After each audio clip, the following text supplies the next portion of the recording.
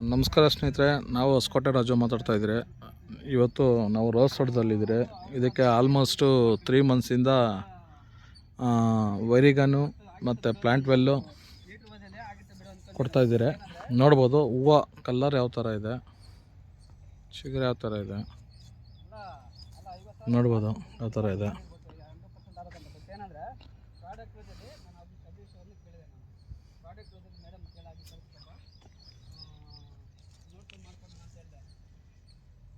ಚಿಗುರು ನೋಡಿ ಯಾವ ಥರ ಬ್ರಾಂಚಸ್ ಹೊಡೆದಿದೆ, ಚಿಗುರು ನೋಡಿ, ಕಣ್ಣುಗಳು ನೋಡಿ. ಯಾವುದೇ ರೀತಿ ಇದಕ್ಕೆ ಗೊಬ್ಬರ ಕೊಟ್ಟಿಲ್ಲ. ಯಾರಿಗಾದ್ರೂ ಪ್ರಾಡಕ್ಟ್ ಬೇಕಾದರೆ ನಮ್ಮದು ಹೊಸಕೋಟೆಯಲ್ಲಿ ಆಫೀಸ್ ಇದೆ, ಬರ್ಬೋದು.